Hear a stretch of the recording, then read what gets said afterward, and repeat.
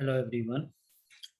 In this part of a lecture, that is my lecture number 5th, I'm going to discuss about the few solved problem from the book of H.C. Verma. So H.C. Verma book के अब हम इसमें 1 से 5 problem को solve करेंगे।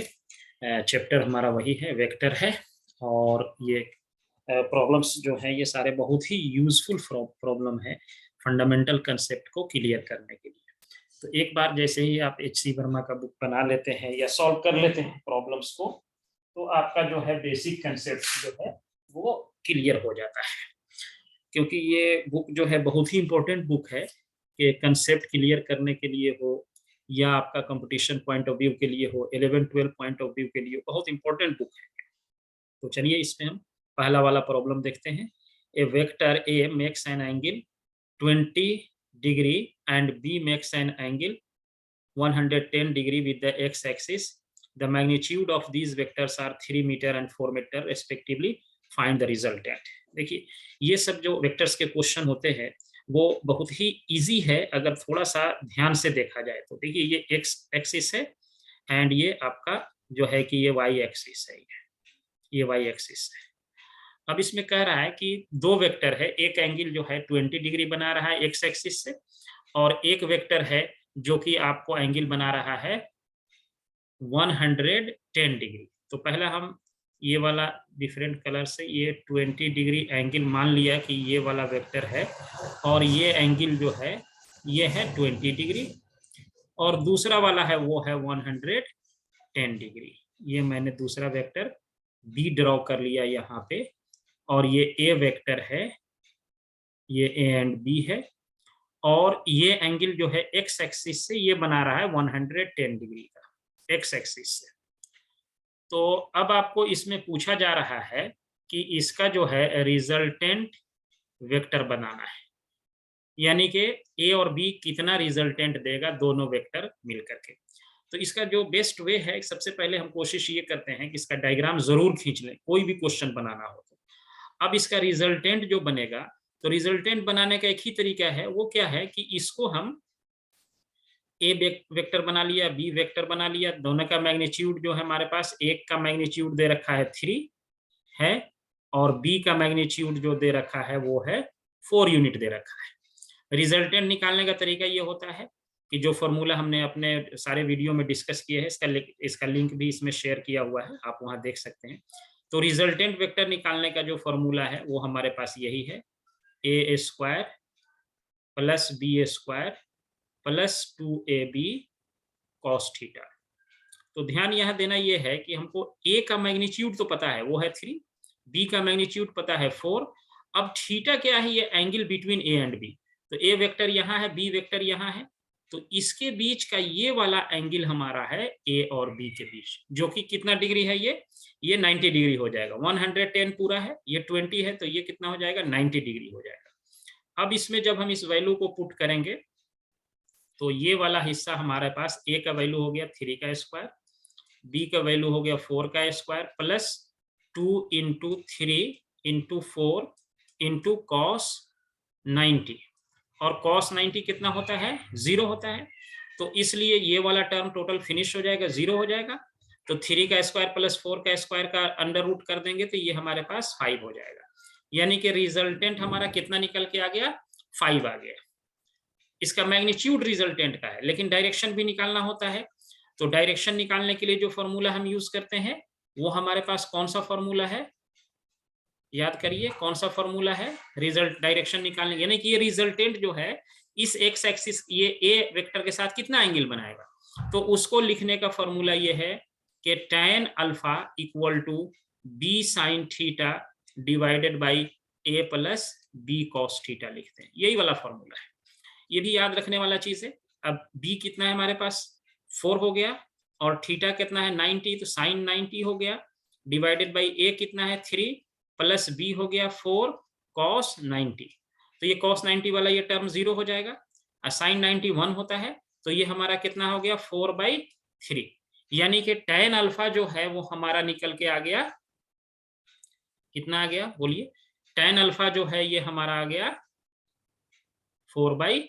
3, यानी कि alpha equal to कितना होगा। अब ये देखिए अगर इस वैल्यू को हम कि ये वाला वैल्यू हमारा कितना होगा, तो जनरली ये इस तरह का जो है कि एग्जैक्ट या तो न्यूमेरिकल वैल्यू आएगा और नहीं तो आप tan अल्फा का 4/3 अगर देखा जाए तो tan 45 पे 1 होता है, यानी इसका वैल्यू 45 डिग्री से बड़ा होगा ए एक्सिस के साथ। ये भी आंसर में भी ध्यान देना है कि अगर एमसीक्यू आया और अगर पूछा कि एक्स एक्सिस के साथ कितना एंगल बना रहा है तो वो अलग हो जाएगा, ए एक्सिस के साथ कितना एंगल बना रहा है रिजल्टेंट वो अलग होगा, बी एक्सिस के साथ पूछेगा तो वो अलग होगा।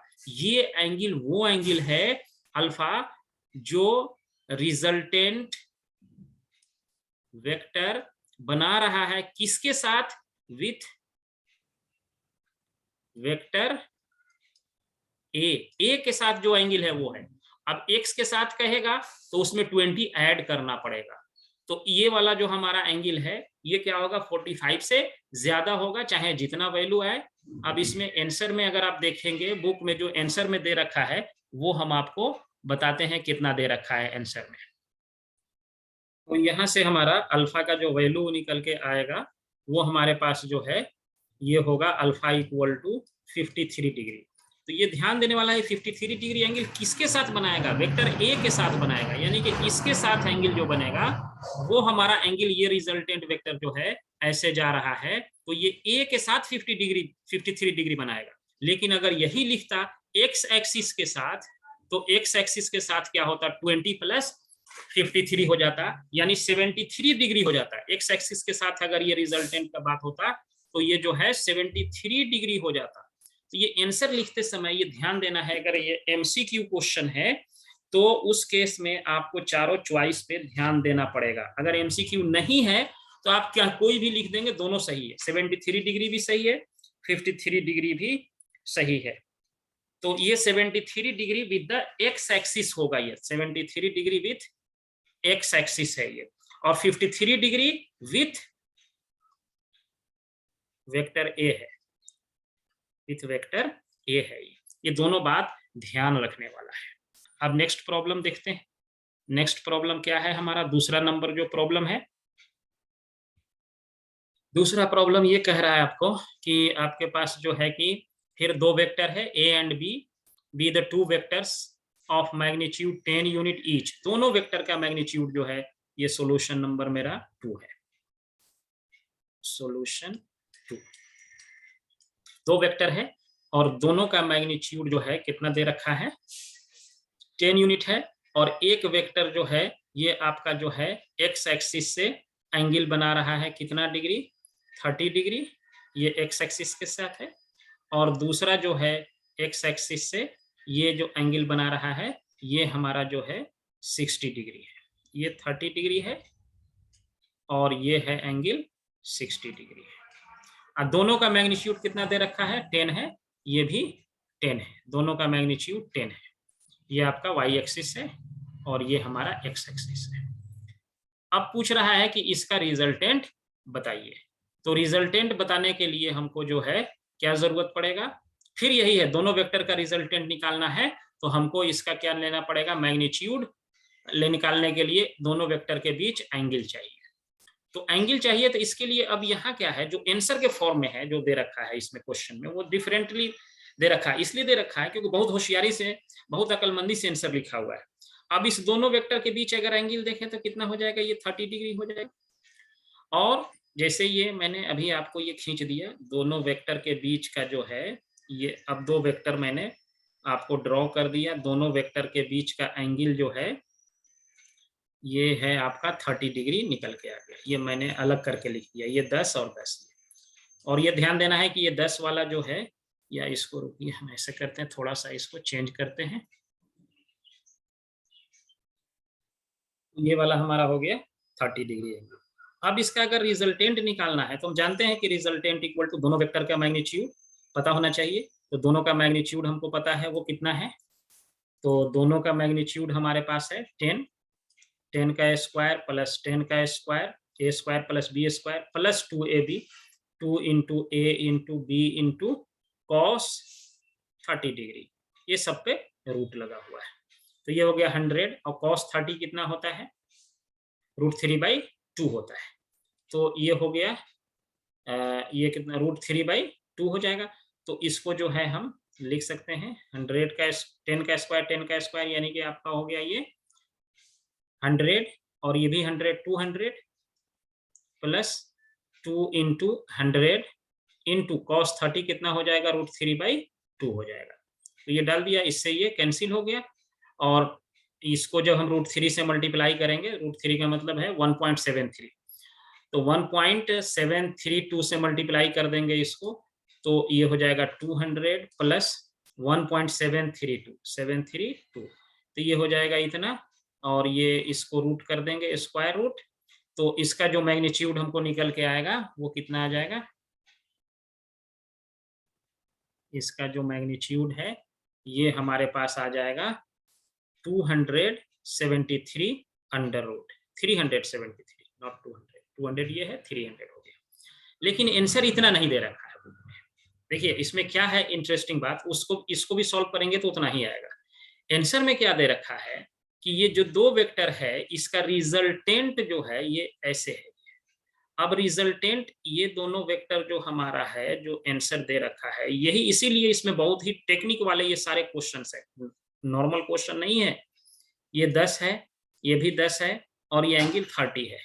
तो हम जानते हैं कि कभी भी दो इक्वल वेक्टर अगर एक्ट कर रहा है किसी भी एंगल पे, तो इसका रिजल्टेंट क्या होगा, इसको बाइसेक्ट करता हुआ पास करेगा हमेशा। रिजल्टेंट अगर दोनों मैग्नीट्यूड सेम है तो ये रिजल्टेंट यहाँ बाइसेक्ट करेगा। अब रिजल्टेंट यही तो है, तो इसी दोनों वेक्टर का है, तो इसमें जो है इसका कंपोनेंट इधर ब्रेक कर लेते हैं और फिर इस वेक्टर का कंपोनेंट इधर ब्रेक कर देते हैं। तो इधर का कंपोनेंट ब्रेक करेंगे तो 10 cos 15 यानी बीच से गुजरेगा तो 30 डिग्री का बीच आधा 15 डिग्री हो जाएगा, और इधर से जो है 10 cos फिर ये भी क्या हो जाएगा 15। अब ये दोनों वेक्टर सेम डायरेक्शन में हो गया तो रिजल्टेंट इसी एक्सिस से जाना था, तो रिजल्टेंट डायरेक्टली हम लिख सकते हैं 20 cos 15 डिग्री, 20 cos 15 लिख देंगे। तो इससे हमारा क्या है, ये वैल्यू जो रिजल्टेंट का आएगा और ये वैल्यू जो होगा दोनों सेम होगा। लेकिन अब आंसर में क्या दे रखा है कि ये मैग्नीट्यूड तो इतना दे रखा है, लेकिन डायरेक्शन क्या दे रखा है, आंसर में कह रहा है कि एक्स एक्सिस के साथ, तो एक्स एक्सिस यही है, तो एक्स एक्सिस के साथ ये कितना एंगल बनेगा 45 degree with x axis, with x axis ये रहेगा 45 डिग्री विथ एक्स एक्सिस हो जाएगा। ये ध्यान देने वाला बहुत इंपॉर्टेंट बात है। अगर इस वेक्टर के साथ पूछता कितना एंगल बनेगा ये वेक्टर के साथ, तो फिर वही फॉर्मूला लगाना पड़ता, tan alpha equal to b sine theta by a plus b cos theta. हम दोनों चीज डिस्कस करते चल रहे हैं। तो बी का मैग्नीट्यूड यहाँ था 10 और साइन ये हो जाता 30 डिवाइडेड बाई 10 प्लस 10 cos 30। तो ये क्लियर है कि जब इसके साथ एंगल बनेगा, इसको सॉल्व करेंगे तो ये एक्चुअली अल्फा का वैल्यू यहाँ से 15 डिग्री ही आएगा, यानी कि इसके बीच से ये गुजर रहा होगा इसके साथ। तो इसमें कैलकुलेट करने की जरूरत भी नहीं है, इसलिए नहीं है क्योंकि जब दो इक्वल वेक्टर होता है तो उसका रिजल्टेंट उसके बाइसेक्ट करता हुआ लाइन से ही गुजरता है। अब क्वेश्चन नंबर 3 है, तीसरा क्वेश्चन देखिए, थर्ड प्रॉब्लम है। इसमें तीन वेक्टर को ऐड करना है, तीनों का मैग्नीट्यूड 100 है और ये एक्स एक्सिस के साथ एक 45 डिग्री है, एक जो है ये देखिए एक 45 डिग्री पे है, दूसरा 135 पे और तीसरा जो है 315 पे है। इसका आंसर देखते ही बता सकते हैं कितना आएगा, सोचिए, तब तक हम थोड़ा डायग्राम ड्रॉ करते हैं। देखिए सॉल्यूशन नंबर 3, ये एक्स एक्सिस है हमारा वेक्टर, ये हमारा वाई एक्सिस है और एक वेक्टर है इसके साथ 45 डिग्री का एंगल बना रहा है, ये 100 न्यूटन का है, ये एंगल है 45 डिग्री। दूसरा कलर लेते हैं दूसरे वेक्टर के लिए, दूसरा वेक्टर है इससे कितना है 135 डिग्री पे है, इसको से खींच लेते हैं, यहाँ पे है 135 यानी यहाँ से ये एंगल है 135 डिग्री और ये भी 100 ही है। और तीसरा जो है वेक्टर जो कह रहा है वो आपका दिया हुआ है, वो कहाँ पे है, वो है 315 पे। तो 315 का एंगल जो है खींचना पड़ेगा, कहाँ से, यही एक्स एक्सिस से। तो 315 जो है ये कहाँ पे आ जाएगा देखेंगे तो ये 315 जस्ट ऐसे आएगा और ये हो गया 100 न्यूटन। अब इसका रिजल्टेंट कह रहा है, तो रिजल्टेंट कितना सिंपल है कि ये दो वेक्टर है 10 100 100 इक्वल अपोजिट है, तो ये एक दूसरे को कैंसिल कर जाएगा। और ये वाला तो सिंपली देख के ही बता देंगे कि इसका रिजल्टेंट क्या बच जाएगा, 100 Newton angle 45 degree with x axis, with x axis हो गया।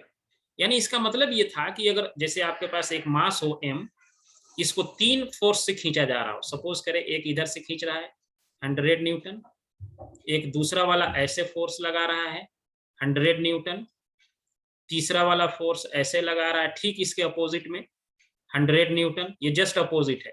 तो इस दोनों का इफेक्ट लगाते रहिए फोर्स, कोई बात नहीं, लेकिन ये वाला फोर्स इसको आगे की तरफ खींच के ले जाएगा, यानी इधर से ये जाने लगेगा, ये जो भी एंगल है ये 45 डिग्री पे चलता रहेगा। इन दोनों फोर्सेस का इफेक्ट जो है, इसका और इसका इफेक्ट क्या हो जाएगा, 0 हो जाएगा। यही इसी टाइप का ये क्वेश्चन है। तो नेक्स्ट वीडियो में हम आगे का क्वेश्चन भी देखेंगे।